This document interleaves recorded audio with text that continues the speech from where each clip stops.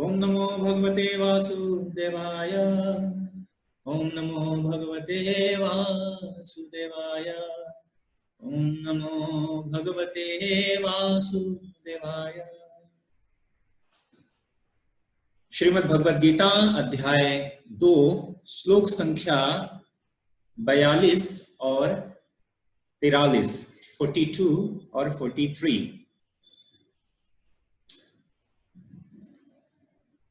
तो श्लोक इस प्रकार है। यामिमां पुष्पितां वाचं प्रवदन्त्य विपश्चितः वेदवादरता पार्थ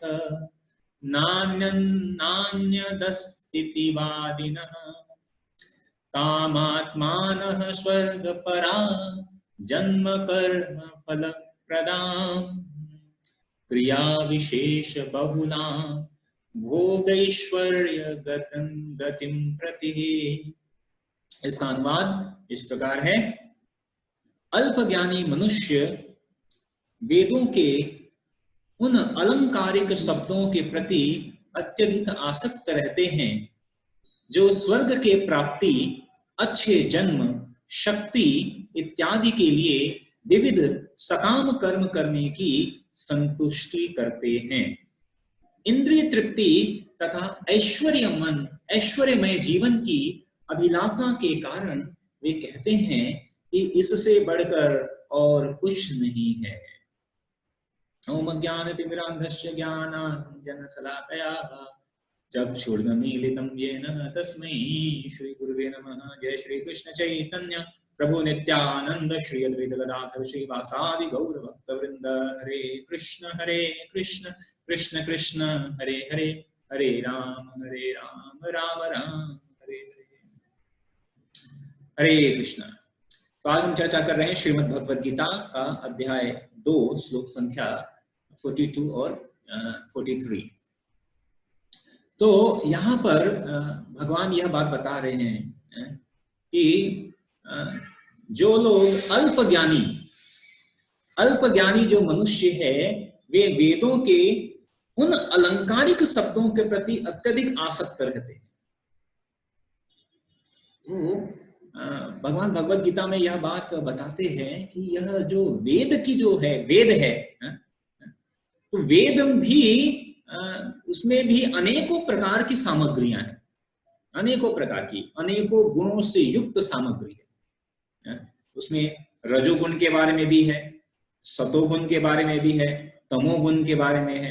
तो अगर कोई तमोगुणी है तो तमोगुणी के बारे में भी कुछ वेदों में उसका उल्लेख दिया है, रजोगुण के बारे में भी दिया है सब। इसलिए यहाँ तक कि भगवान भगवद गीता में यह बात कहते हैं, त्रैगुण्यः विषया वेदा निस्त्रैगुण्यः भवार्जुनः, कि हे अर्जुन यह जो वेदों की भाषा है यह वेदों भी 3 गुणों से युक्त है, 3 गुणों से युक्त है। त्रैगुण्यः विषया वेदा, इन वेदों में 3 गुण की बात है। और जो कृष्ण भावनामृत जो है वह क्या है, निस्त्रैगुण्यः भव, इन तीनों गुणों से ऊपर शुद्ध सत्व की बात है। जो कृष्ण भावनामृत है यह शुद्ध सत्व की बात है, सत्व गुण से भी ऊपर। हालांकि प्रारंभ में हमें कम से कम सत्व गुण तक आना है और फिर पहले तमोगुण को समाप्त करना है, फिर रजोगुण को समाप्त करना है और फिर सत्व गुण में आना है और फिर उस सत्व गुण को और प्रगाढ़ करते जाना है। और जब धीरे धीरे यह सत्व गुण पूरी तरह से प्रगाढ़ हो जाएगा और फिर पूर्ण रूप में भगवान को समर्पित होकर फिर हम इस सत्व गुण को भी पार कर सकते हैं। निस्त्रैगुण्य, इन 3 गुणों से ऊपर की बात। तो इसलिए भगवान कह रहे हैं कि जो अल्पज्ञानी है, अल्पज्ञानी जो मनुष्य है वह वेदों, कई बार वो वेद पढ़ता है, इसलिए हमें यह भी पता होना चाहिए कि हमें क्या पढ़ना है, वेद में भी क्या पढ़ना है क्या नहीं पढ़ना। क्योंकि जो वेद व्यास ने जब वेद को विरचित किया तो वह सभी लोगों के लिए, सभी समुदाय के लोगों के लिए, कुछ अल्पज्ञानियों के लिए भी कुछ दिया है, कुछ तमोगुणी वालों के लिए भी कुछ दिया है, कोई सतोगुण में है तो सतोगुण के लिए भी दिया है, कोई रजोगुण है तो रजोगुण के लिए भी कुछ दिया हुआ है। तो भगवान यहाँ पे कह रहे हैं कि लेकिन अधिकांश लोग भौतिक जगत में अधिकांश लोग क्या करते हैं कि वह वेद के उन अलंकारिक शब्दों के प्रति अत्यधिक आसक्त रहते हैं। वो वेद में जो कुछ अलंकारिक शब्द दिए गए हैं, अलंकारिक शब्द मतलब जो उनके फायदे का है, कौन से शब्द? भगवान कह रहे हैं जो स्वर्ग की प्राप्ति, तो स्वर्ग की प्राप्ति मतलब कुछ ऐसा दिया कि आप ये कार्य करो और स्वर्ग की प्राप्ति हो जाएगी, फिर वहां पे कोई समस्या नहीं है।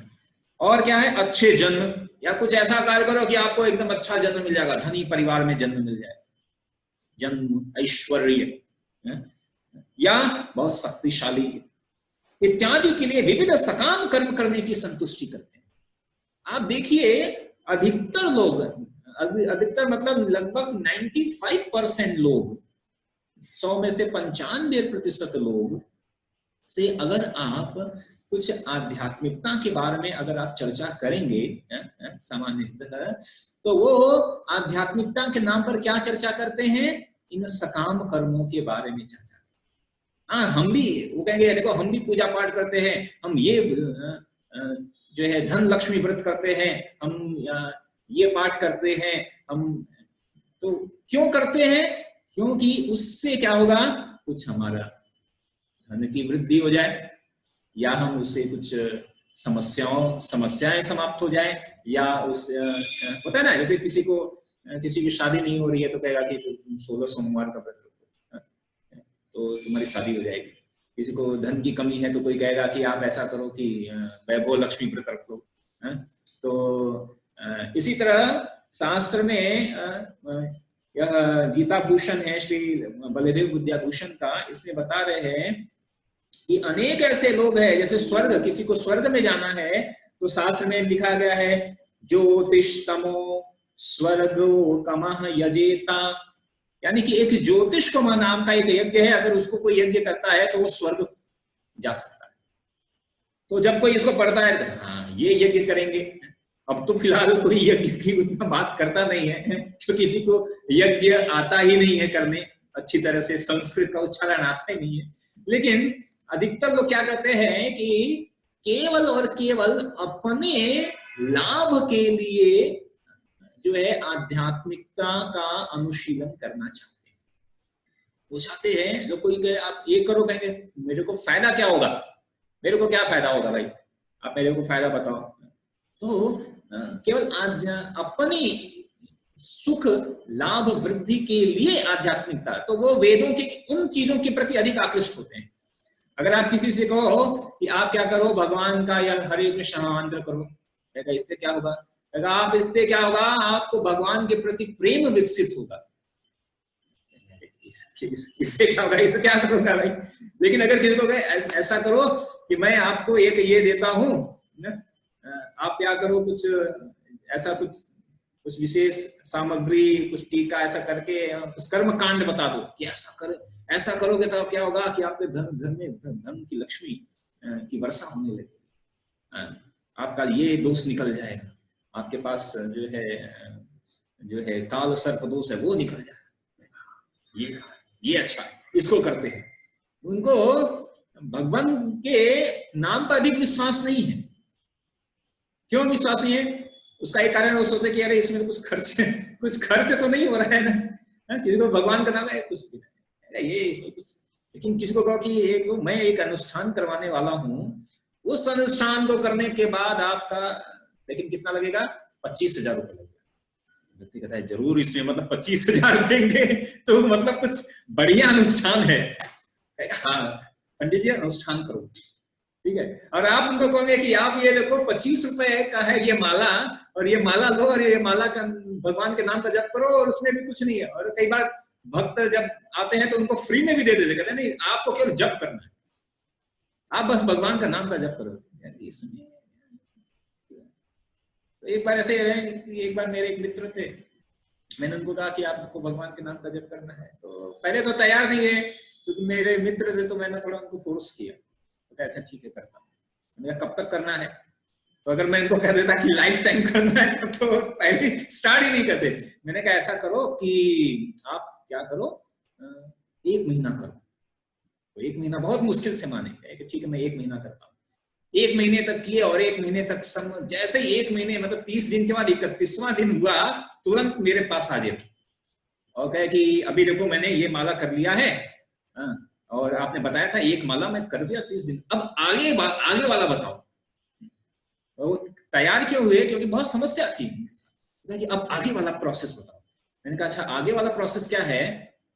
तो उस समय उनको केवल मैंने हरे कृष्ण मंत्र दिया। तो मैंने कहा देखो आगे का प्रोसेस क्या है कि अब इस माला से पहले आपको क्या करना पड़ेगा, एक और मंत्र है पंचतत्व मंत्र, उसको पढ़ना है।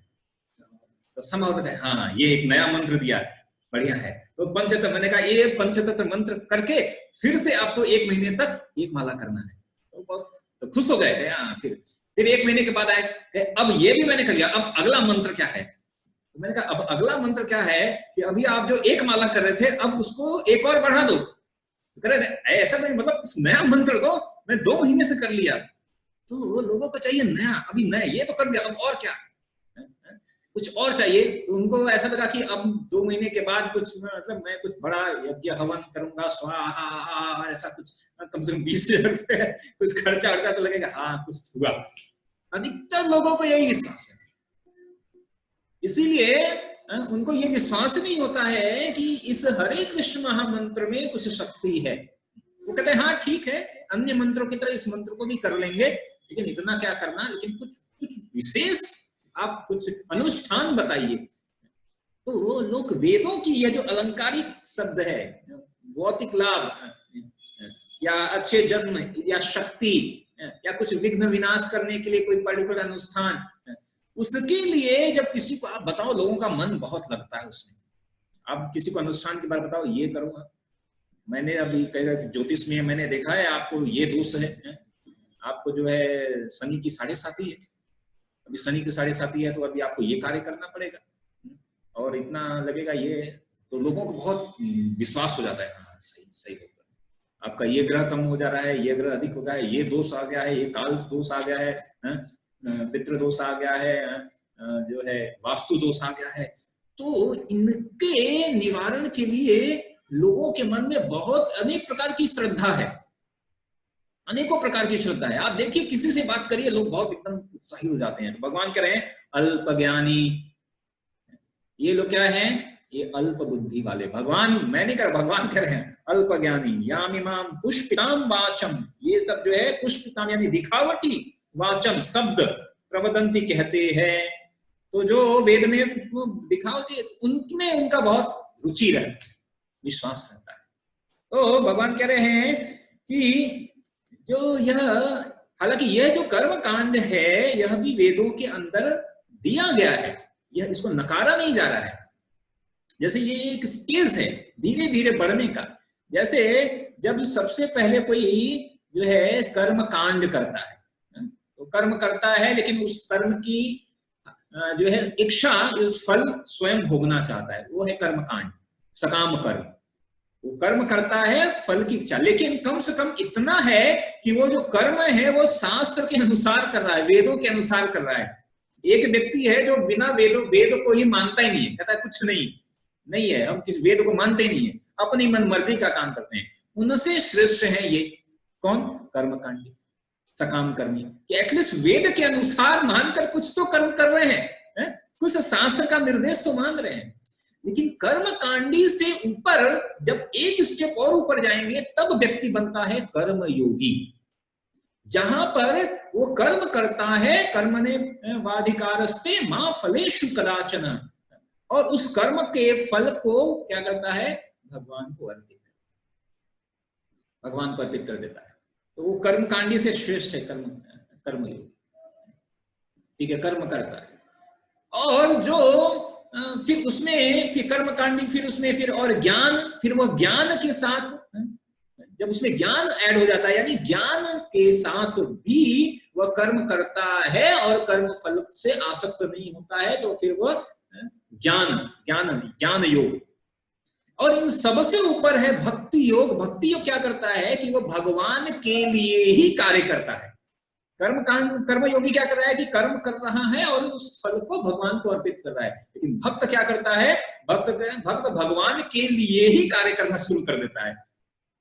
भगवान की प्रसन्नता के लिए ही। इन सब से ऊपर ये स्टेजेस है, धीरे धीरे एक एक स्टेज ऊपर होते हुए तब भक्ति योगी तक आता है। तो भक्ति योग है, ये सबसे टॉप मोस्ट है, सबसे टॉप मोस्ट जो है। तो लेकिन लोगों को इस पर विश्वास नहीं है। इंद्रिय तृप्ति और ऐश्वर्यमय जीवन की अभिलाषा के कारण, इसका कारण क्या है? तो भगवान ये बता रहे हैं कि इंद्रिय तृप्ति यानी अपने लाभ और ऐश्वर्य में, मेरा जीवन ऐश्वर्यमय होना चाहिए, जीवन ऐश्वर्यमय होना चाहिए, भौतिक लाभ की इच्छा है।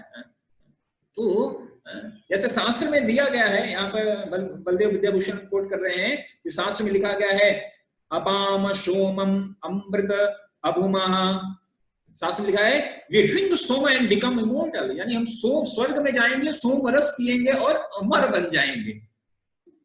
शास्त्र की यह वाणी है, ऋग्वेद 8.48.3। तो जो लोग उसको हाँ ये सही है, वहां जाकर अमर हो जाते हैं, शक्तिशाली हो जाएंगे, फिर क्या देवताओं की तरह कार्य करेंगे, ऐसा है। तो लोग उसमें अधिक विश्वास कि इसके लिए क्या करना पड़ेगा ये बताइए, लोग इसलिए पूछते हैं। अब किसी से भी लोग कई बार देखते हैं तो आए तो पूछते हैं कि मेरा हाथ देखकर बताइए कि समस्या का ये समाधान बताइए। लेकिन जो है भक्त कहते हैं वास्तविक में जितने भी, यहाँ तक कि कोई अगर ज्योतिष, ठीक है ज्योतिष ऐसे तो शास्त्र ही है, ज्योतिष तो शास्त्र ही है, लेकिन जो ज्योतिष में ये ग्रह नक्षत्र ये सब,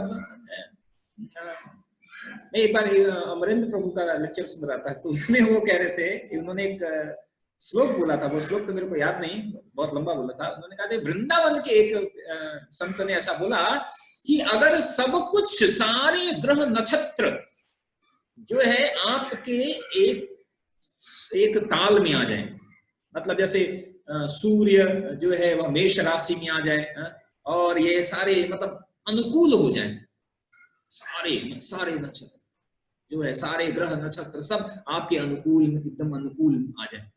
लेकिन उसके बाद अगर भगवान में रति नहीं तो उस सारे ग्रह नक्षत्र अनुकूल होने के बाद भी क्या लाभ? नथिंग। लेकिन अगर सारे ग्रह नक्षत्र आपके प्रतिकूल हो जाएं लेकिन भगवान में रति है, तो ऐसे सारे ग्रह नक्षत्र प्रतिकूल होने से भी क्या नुकसान? सारे ग्रह नक्षत्र प्रतिकूल है उससे भी क्या नुकसान? अभी कुछ दिन 2 दिन पहले ही इस राधे श्याम प्रभु का वक्तव्य आ रहा था। अभी कुछ दिन 2-3 दिन पहले किसी फिल्म एक्टर ने सुसाइड कर लिया, सुशांत सिंह राजपूत। तो जो है राधे श्याम प्रभु कह रहे थे, वो बता रहे थे कि क्या कारण है कि इतना नेम फेम धन सब होने के बाद भी क्यों कर दिया सुसाइड? उन्होंने कहा कि because he was not in Krishna consciousness, Krishna भावनामृत में, कृष्ण भावनामृत में नहीं। तो यहां तक कि इतना धन, सारी चीजें अर्जित करने के बाद भी, धन भी, नाम भी, प्रसिद्धि भी, सब अर्जित करने के बाद भी इज नॉट हैप्पी, खुश नहीं है। और फिर हमें लगता है कि हम वो फिर से हम प्राप्त कर लेंगे तो हम खुश हो जाएंगे। जिसने प्राप्त किया वो खुश नहीं, ठीक है, लेकिन हमें लगता है कि वो बहुत खुश है, तो हमें लगता है कि हम उसे प्राप्त कर लेंगे तो खुश हो जाएंगे। खुश अगर रहता तो आत्महत्या क्यों? तो बता रहे थे कि वास्तविक रूप में यह, और अभी कुछ सच्चिदानंद प्रभु कह रहे थे यह बात कि सबसे बड़ा ग्रह कौन है? कृष्ण चंद्र नाम का ग्रह। जिसने कृष्ण चंद्र नाम के ग्रह उनके आगे समस्त ग्रह नक्षत्र जो है वह चक्कर लगाते हैं, समस्त ग्रह नक्षत्र चक्कर लगाते हैं। और कई बार कहते हैं ना कि देखो भाई शनि की साढ़े चल रही है, आपको क्या करना है? हनुमान जी को, शनि महाराज को जाओ या हनुमान जी को जल चढ़ाओ। तो कहते हैं ना मंगलवार को हनुमान जी को जल लेना। आप देखो हनुमान जी को जल चढ़ाने से, क्योंकि कहते हैं ना संकट में क्या कहते हैं कि भगवान हनुमान जी का नाम ले सारे पीड़ा सब, क्यों कि हनुमान जी का नाम लेने से सारे पीड़ाएं और सब ये कोई कार्य नहीं करता है कोई ग्रह नक्षत्र। आप ये देखो हनुमान जी भगवान राम के भक्त हैं, यानी केवल भक्त का भी नाम लेने से सारे ग्रह नक्षत्र शनि देवता जो है शांत हो जाते हैं। तो अगर उनके स्वामी का अगर हम नाम अगर लें तो फिर कौन कौन शांत नहीं हो सकते हैं? क्या शांत नहीं हो सकता है?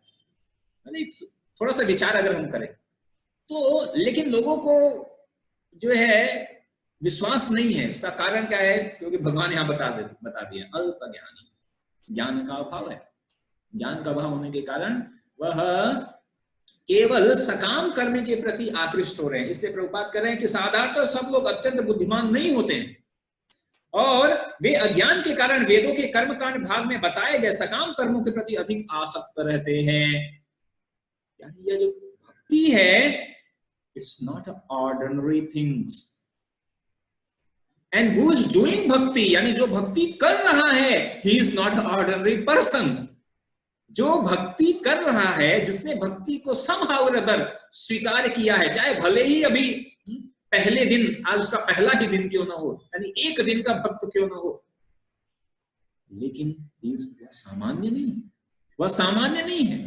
क्योंकि भगवान कह रहे हैं कि वो बुद्धिमान हो, जो बुद्धिमान नहीं, जो बुद्धिमान है वही केवल भक्ति स्वीकार सकते हैं।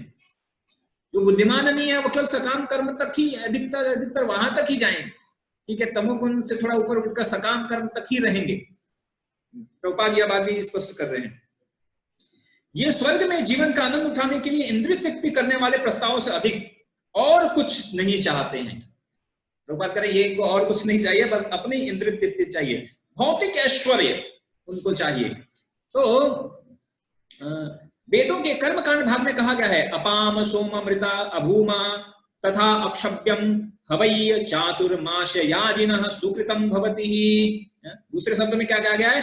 जैसे उदाहरण के बता रहे हैं कि जो लोग चातुर्मास तप करते हैं वे अमर तथा सदा सुखी रहने के लिए सोमरस पीने के अधिकारी हो जाते हैं। लोग जैसे सुनने में कहेंगे चातुर्मास पूरा ऐसा है, किसी को बता दो आप ये करोगे तो आपके घर लोग जो है इतना कठिन कठिन तपस्या करने के लिए तैयार हो जाते हैं।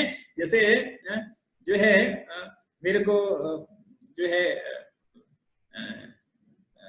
प्राणनाथ प्रभु कह रहे थे कि जो है कई लोग जो है इतनी कठिन तपस्या करते हैं कि सोमवार को शिव जी का, मंगलवार को हनुमान जी का, ठीक है, बृहस्पतिवार को ये व्रत, शुक्रवार को संतोषी माता का, मतलब शनिवार को ये, मतलब 7 दिन में 5 दिन व्रत रहते हैं, 6 दिन व्रत रहते हैं, अलग अलग प्रकार के। ठीक है, इतना तपस्या करते हैं, ये व्रत वो व्रत, यहाँ जाओ वहां पानी दो, ये जल दो, इसका करो, ये अनुष्ठान करो, ये यज्ञ करो। लेकिन अगर आप उनसे कहो कि आप क्या करो, ये सब छोड़ दो, केवल भगवान का नाम जप करो, ये नहीं होगा भाई ये नहीं हो पाएगा। आप कुछ और है, नहीं ठीक है ठीक है ठीक है, मैं थोड़ा माला करता हूँ, ठीक है, शुरू करेंगे फिर छोड़ देंगे, ठीक है, वो नहीं कर पाएंगे, because they are not intelligent. अभी उनकी बुद्धि उस स्तर तक विकसित नहीं हुई है। इसीलिए जो भक्ति कर रहा है वह साधारण व्यक्ति नहीं है और साधारण काम भी नहीं कर रहा है। तो बहुत मतलब ऐसा हमें सोचना पड़ेगा। भगवान कह रहे हैं कि अल्पज्ञानी लोग उधर ही आकृष्ट रहते हैं। जो भक्ति कर रहा है मतलब कि वह एक अल्पज्ञानी से एक स्टेप ऊपर आ गया है, यानी ज्ञान के स्तर पर आ गया है। तो आगे प्रभुपाद कह रहे हैं कि इस पृथ्वी से भी कुछ लोग सोमरस के लिए अत्यंत इच्छुक रहते हैं जिसमें वे बलवान बने और इंद्रिय का सुख पाने में समर्थ हो। ऐसे लोगों को भव बंधन से मुक्ति में कोई श्रद्धा नहीं होती है। उनको श्रद्धा नहीं है कि मैं इस मुक्ति से, ये जीवन, किसी को कहो कि भाई ऐसा करो, आपका ये जीवन का अगला जीवन और आने वाला शाश्वत जीवन जो है भगवान के साथ, वो नहीं चाहिए। इस जीवन में का काम बस बताओ, इस जीवन में कैसे सुखी हो जाओ, बस ये काम बताओ। तो सिर्फ इस जीवन, क्योंकि वह उनको आध्यात्मिकता की समझ ही नहीं है। मैं बार बार कहता हूं कि आध्यात्मिकता का प्रारंभ ही कहां से है। इंग्लिश में क्या कहते हैं आध्यात्मिक को? स्पिरिचुअल। स्पिरिचुअल में 2 शब्द है, स्पिरिट प्लस रिचुअल। और स्पिरिट मतलब क्या है? आत्मा। तो अगर आत्मा का ज्ञान नहीं है, आत्म तत्व का ज्ञान नहीं है और आत्म तत्व के ज्ञान को अलग कर दिया जाए तो वो क्या बन जाएगा? केवल रिचुअल। रिचुअल मतलब केवल कर्म कांड, केवल कर्म बच जाएगा, केवल एक्टिविटीज रह जाएगी। वो करते रहो, लेकिन उसका कोई भव बंधन से मुक्ति होने का कोई जो है दूर दूर तक कोई वो नहीं रहेगा, बल्कि वो और बांध रही है। ठीक है, कर्म की, पुण्य कर्म किया, पुण्य अच्छे कर्म किया, पुण्य फल मिला, पुण्य फल को भोगने के लिए आना पड़ेगा। पाप कर्म किया, पाप कर्म के दुख को भोगने के लिए आना पड़ेगा। तो ये बांध ही रही है, अनेकों प्रकार के ये जो कर्म बंधन हमें बांध रहे हैं। लेकिन जैसे हम भक्ति प्रारंभ कर देते हैं, भक्ति जो है वह इन सारे पुण्य और पाप के कर्मों में उसकी गिनती नहीं होती है। भगवान के लिए किया गया कार्य, भगवान की प्रसन्नता के लिए किया गया, बहुत माइन्यूट सा फर्क है, बहुत माइन्यूट सा फर्क है। कोई व्यक्ति भोजन कर रहा है और मान लीजिए कोई राह पर दरवाजे पर आ गया, व्यक्ति की कह रहा है नहीं, भूखे को भोजन खिलाना बहुत अच्छी बात है, बहुत दानवीर है, बहुत दयाशील है, और वो सबको बांटता है भोजन, मैं भोजन बांटता हूँ। भोजन बांटना बहुत अच्छा काम है, किसी भूखे कहते हैं भूखे को भोजन खिलाना बहुत उसका उल्लेख है, बहुत पुण्य फल मिलेगा। लेकिन उस पुण्य फल के कारण वो पुनः पुनः जन्म लेगा। चाहे अब जन्म कहाँ लेगा, चाहे धरती पे भी जन्म ले सकता है, या बहुत पुण्य किया हो स्वर्ग में जन्म लेगा।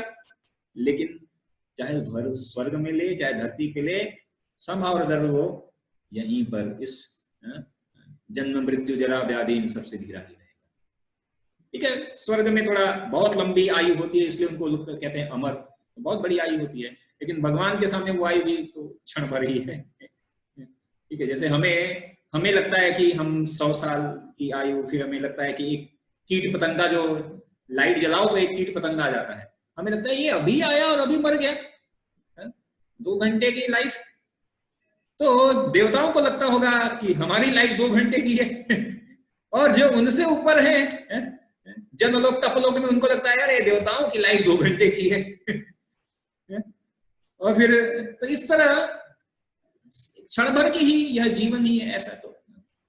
लेकिन लोगों को शाश्वत जीवन में उसका कोई न तो उनको उसमें रुचि है, ज्ञान ही नहीं है। अधिकतर लोग जो है, या इसलिए देखिए भगवत गीता का प्रारंभ ही कहां से आता है कि हम शरीर नहीं है, हम आत्मा। और जब इस स्तर से बात किसी को कर तो जल्दी लोगों को अच्छा नहीं लगता है, तो कह रहे नहीं भाई, इस शरीर को पहले अच्छे करने के लिए आप बात बताओ, इस शरीर से संबंधित चीजें, धन ये ऐश्वर्य, इनको कुछ मिले उसका काम बताओ। और वो कोट कर देंगे, दिखाएंगे देखो ये तो वेद में लिखा है। तो लोग, अन्य जो लोग हैं, वह इन्हीं वेदों का सहारा लेकर लोगों को कई बार दिग्भ्रमित कर देते हैं। कहते हैं देखो यहाँ पे इस पुराण में ये दिया है, ठीक है, ये कर्म कांड बता रहा हूं, मैं कहाँ से बता रहा हूँ, वेद से बता रहा हूँ, इसका फल भी है, देखो वेद में वो पढ़ के भी बताएंगे ये इसको करने से ये फल है। तो बात तो सही है, वो फल तो है, लेकिन वह क्या है, केवल टेम्पररी है। ठीक है, वह आत्मा के लिए, आत्मा का कल्याण के लिए कोई कार्य नहीं है। वह केवल इस शरीर और शरीर से संबंधित चीजों के लिए ही वह लाभ पहुंचा सकता है। तो भगवान कह रहे हैं ऐसे लोग जो है अल्प ज्ञानी, याम इमाम पुष्पिताम वाचम, ये लोग अल्प ज्ञानी। तो हमें अल्प ज्ञानी नहीं बनना है। हम ऐसे, जिसने कृष्ण भावनामृत को स्वीकार किया वो अल्प ज्ञानी है ही नहीं। लेकिन बाकी के जो लोग हैं उनको भी हमें यह बात बताना है। भगवत गीता का यह श्लोक उनको पढ़ाइए। भगवान कह रहे हैं कि यह अल्प ज्ञानी है, तो हमें अल्प ज्ञानी से क्या बनना है, ज्ञानी भी, और यहाँ तक कि विज्ञानी बनना है, वैज्ञानिक। जो कृष्ण भावनामृत के अनुशीलन करने वाले क्या है, वो वैज्ञानिक है, आध्यात्मिक, स्पिरिचुअल साइंटिस्ट। जो है चलाते हैं ना, एक प्रभु जी पूरा ब्लॉग चलाते हैं, स्पिरिचुअल साइंटिस्ट। तो हम लोग क्या है, स्पिरिचुअल साइंटिस्ट हैं, ज्ञानी, ज्ञान को विज्ञान बना देना कृष्ण भावनामृत में कार्य करने के लिए। तो प्रभुपाद यही कह रहे हैं कि लोग वास्तविक रूप में केवल इन भौतिक चीजों, भौतिक लाभ, स्वर्ग आदि या इंद्रिय तृप्ति लाभ, इन सब से केवल आकृष्ट हो जाते हैं और उसके लिए केवल आसक्त रहते हैं, उससे निकलना नहीं चाहते। तो यह समस्या का कारण है। यह समस्या नहीं है, मतलब यह समाधान नहीं है। यह उसी प्रकार है कि अगर कोई 3rd क्लास जेल में है और फिर 3rd क्लास से वह उसको कहा जाए कि आप अपनी इच्छा बताओ, वो कहेगा कि मेरे को जो है 2nd क्लास जेल में या 1st क्लास जेल में डाल दो। तो 1st क्लास जेल में भी अगर जाएंगे तो लेकिन है तो बंदी ही। तो अल्पज्ञानी ऐसा कहते हैं कि मेरे को, मैंने एक बार एक कहानी बताई थी एक बार एक बूढ़ी स्त्री थी, वो जंगल में गई और जंगल में जाकर लकड़ी उठा रही थी, लकड़ी जो है लेकर वह अपना सारा काम करती थी, बहुत गरीब थी। तो एक दिन क्या हुआ कि वो बहुत लकड़ी बीनते बीनते बहुत थक गई और सर पे लगकर जा रही थी, उसको ठोकर लग गया, उसके सर पे जो लकड़ी का गट्ठर था नीचे गिर गया। अब वो बूढ़ी सी उठाने लगी लेकिन उठा नहीं पा रही थी, बहुत भारी था गट्ठर। तो वो प्रार्थना करने लगी, भगवान मेरी मदद करो, मेरी मदद करो। और ऐसा उसने जो है तीव्रता से ऐसा किया कि वहां पर भगवान प्रकट हुए। भगवान प्रकट गए, पूछ गए कि बताओ क्या चाहिए तुम्हें। तो उसने कहा कि भगवान ये जो गट्ठर है लकड़ी का ये मेरे सर पे रख दो मेरे सर पे रख दो। तो ऐसा ही प्रवृत्ति है हम सबका। भगवान यहाँ पर सब कुछ देना चाहते हैं। क्या देना चाहते हैं? अपना पूरा साम्राज्य देना चाहते हैं कि मेरे घर पे हो, यहाँ आने के बाद तुम्हें कहीं फिर से वापस जाना नहीं पड़ेगा भौतिक जगत में। लेकिन हम क्या मांग रहे हैं? हम वही गट्ठर मांग रहे हैं कि सर पे भगवान ये गट्ठर। वो चाहती तो कुछ भी मांग सकती थी कि दूसरे दोबारा गट्ठर रखने की जरूरत ही नहीं पड़ती, लेकिन हमारी बुद्धि सिर्फ गट्ठर मांगने तक ही सीमित है।